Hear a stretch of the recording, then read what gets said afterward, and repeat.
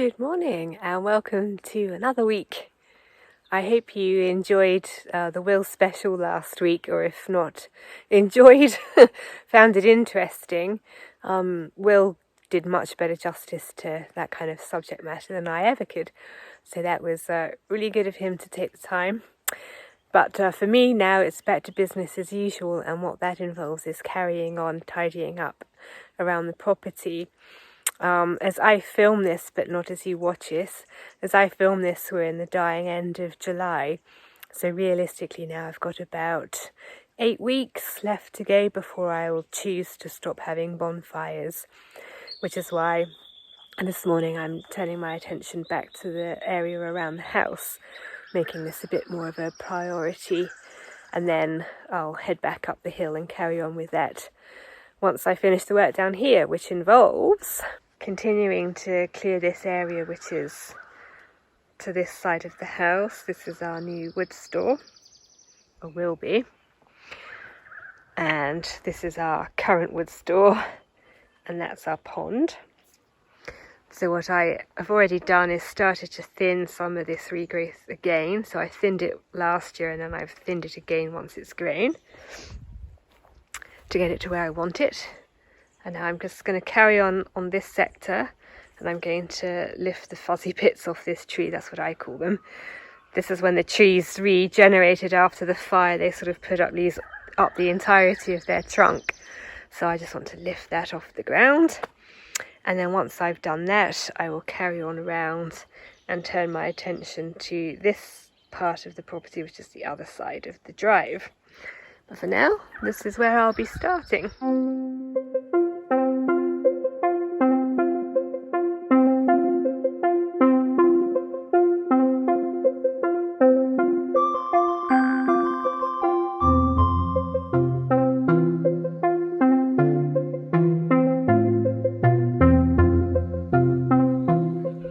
I've begun.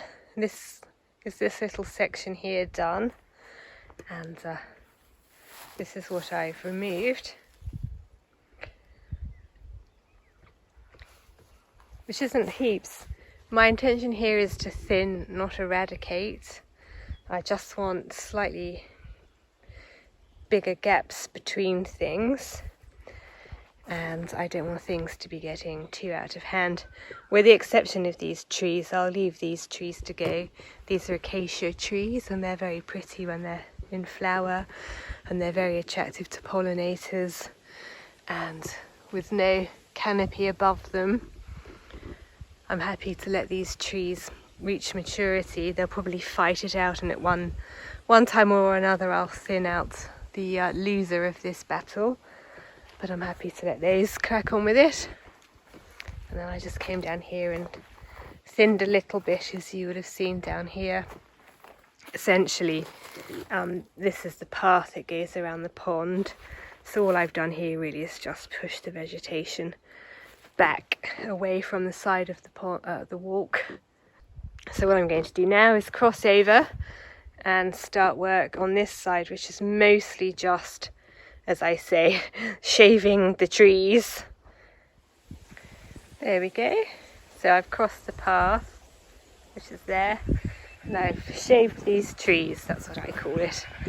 So I've removed the regrowth. Could you hear those kookaburras? What a jolly sound. Anyway, so that looks much better. I hope you can see the difference. Not only did I shave the trees, but I also removed some of the undergrowth again, not all, just some. And the reason that I've focused on here is really because it's proximity now to what will be a new building. So I'm just sort of pushing the boundary back. The house wouldn't really be in danger from this, but the wood store might be. So I'm just helping to try and keep things as safe as I can. I'm going to go now and just do a little bit on the pond, and then I'll carry on the other side of the drive. I'm not going to film every step of this process, but I hope that it was instructive for you to get a glimpse of what I'm up to see what it looks like before and after, and for me to give a little bit of an explanation as to why I'm doing it. I'm treating myself this morning to a trip to the tip. Something I haven't done for actually quite a long time. Don't tend to need to. We don't send a lot of stuff either to landfill or recycling, but this is the sum probably of the excitement that I'm going to experience today. Dealing with this pile here, not only the bags, but I'm just going to try and tidy up this stuff. This was all kept in a plastic tub which has collapsed. It's mostly things like metal and stuff, but I've managed to get a new tub, so I'm just going to deal with all of this, get it tidied up, which is how I like to roll. Job's a good one.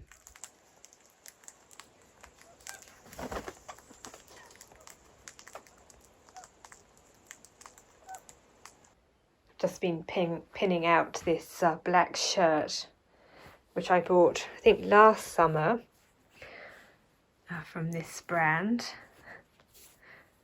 Not an inexpensive shirt, but hemp is an excellent fibre in the summer, and more appropriate even in Australia than it was back in Scotland. But there's this trend these days for a lot of women's clothes to be gigantically oversized, and I found this shirt hugely long on me. It sort of almost came down to my knees, which I didn't realise when I bought it. And that is far too long. So what I decided to do is take it up. So I've pinned it all out. I've been quite careful and accurate.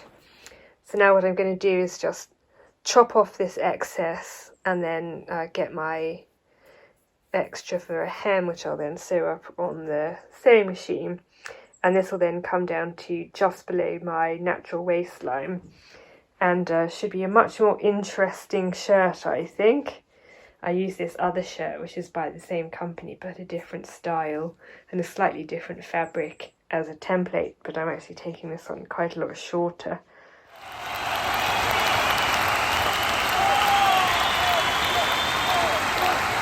I've just been processing firewood from the backwoods, and I've come into the bathroom and I've just realised how much I resemble my dad from the 1980s in that he had a moustache, albeit for the purpose of my dad's reputation it wasn't quite so Hitlery.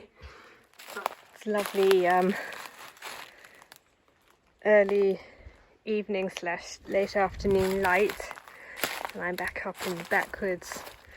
But I made quite an exciting discovery, exciting for me, and maybe one other person. When I was up here, I've been working my way up from the house, and up here previously before the fire there was quite a nice network of footpaths. But I've been working away up here and I'm thinking, this is quite well trodden, this, and then I realised what I'm walking on now is the remains of the second horizontal footpath. You may remember in a previous video I cleared the lowest footpath linking the centre path to the fire break, and I've now made it up to the second one, which I'm now walking along. As you can see, there's a little bit of wood strewn to clear and leaves and stuff, but I've come up with my rake. I finished the wood processing for the day, and what I'll be doing is clearing this. I know it sort of might just look like the whole rest of the forest floor to you, but there's just something about it to the human eye when you're here in person. You can just see like the ground's more compacted, it's somehow clearer. And that's because this was my footpath, which I'm walking along now to where it joins the centre path, which is the one which goes up from the house to the very top of our property. And this is it. Put my stuff down. So the centre path carries on up this tunnel of regrowth trees, and if I spin round it carries on down that way down to the house.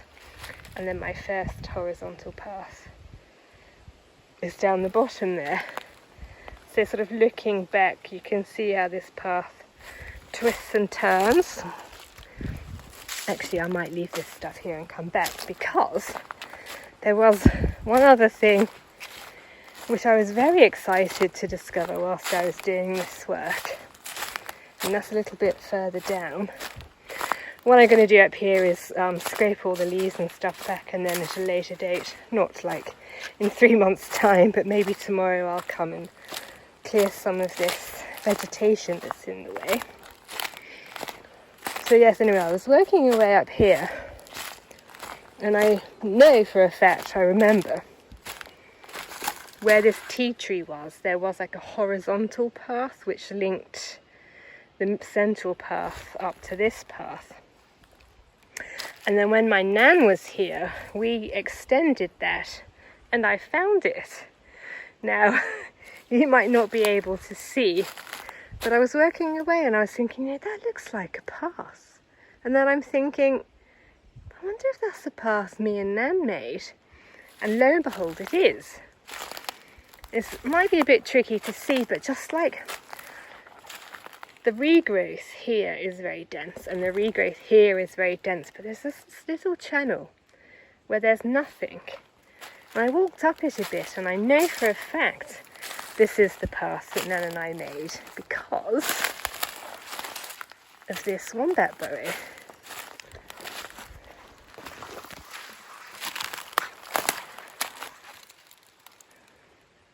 Which was at the side of the path.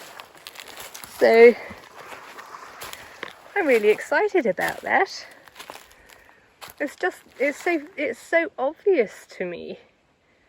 Just this channel where, although there's the odd little piece of acacia, it's largely acacia free. So all that really I'm going to have to do up here is come up with a tool that I'm hoping to get soon. Maybe not this week, maybe in a fortnight's time. And just clear a little bit of this away, and I'll have a really nice secret path through this tunnel of acacia.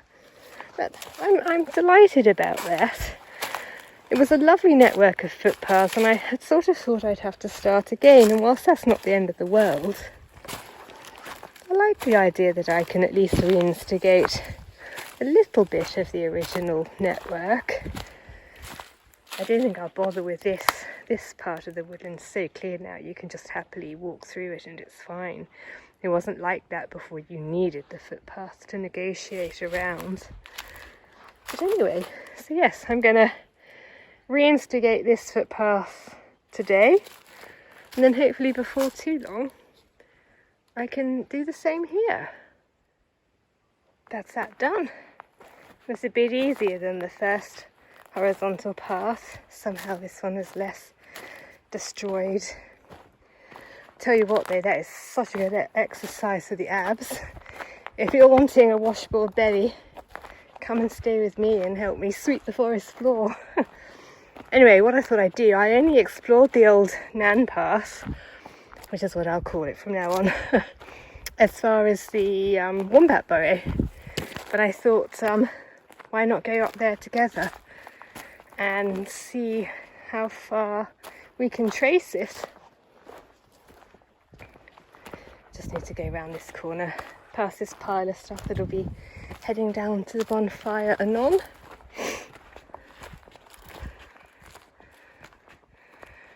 And there it wends its way, but we're heading up here.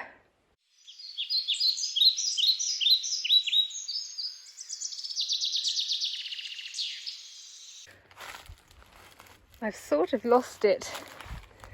It was kind of clear to me, but I think this might be the remains of the third horizontal path, which is what it linked up to.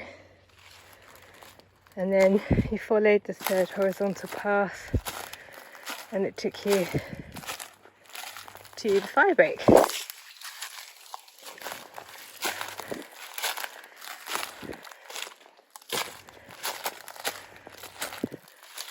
Which is here. That's excellent.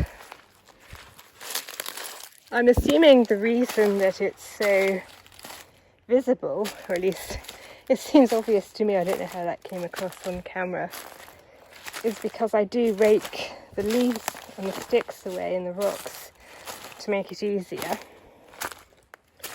to walk on. And I guess these trees needed the ground to have gone on fire to sprout, and where I had raked the leaves and twigs away, that little part of the forest floor didn't go on fire, so they didn't sprout up. Just one or two, but not enough to obscure or obliterate the path entirely, which means that with not a lot of effort I'll be able to get my fourth footpath back up and running, which is great.